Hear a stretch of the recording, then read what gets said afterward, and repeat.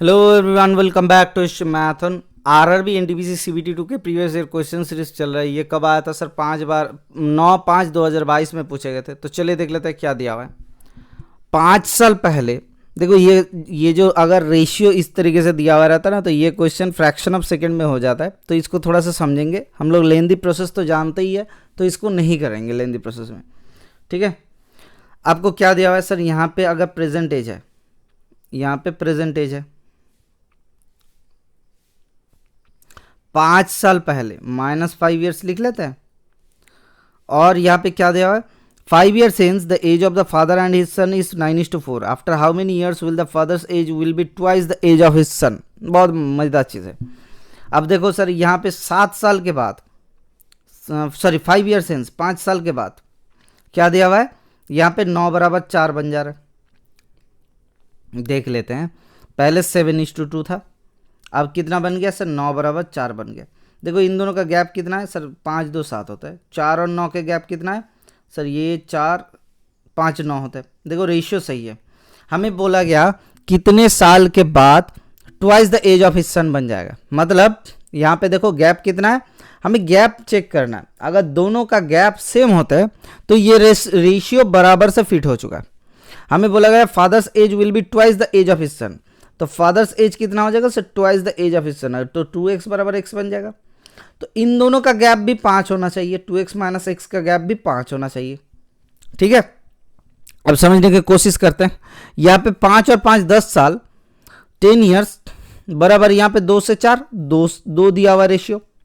समझो यहाँ पे 2 से 4 हो रहा है 2 रेशियो, तो यहाँ पे 5 और यहाँ पे कितना होगा? यहाँ पे आपका आ रहा है 5 दूनी 10, तो 10 बराबर 5 आएगा, तब जाके रेशियो ट्वाइस होगा।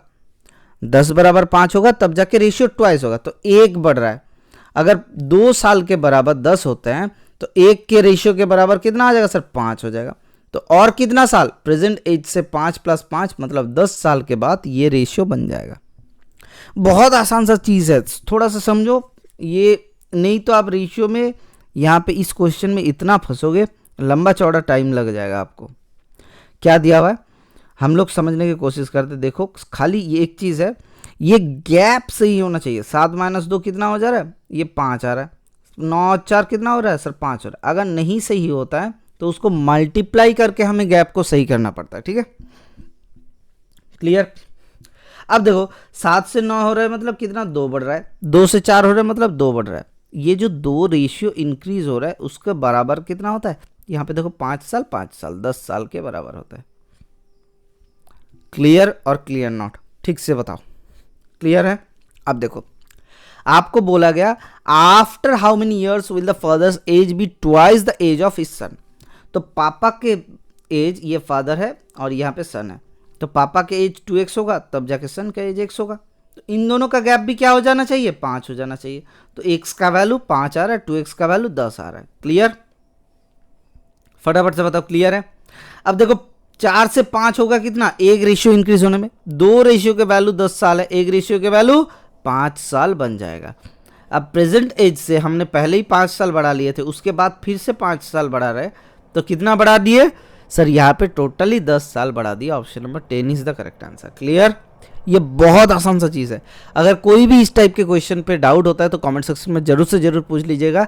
मैं आपको और एक वीडियो इसमें डाल दूंगा, ठीक है। चलिए मिलता है नेक्स्ट क्लास में। Thank you, bye bye, stay tuned for the next class.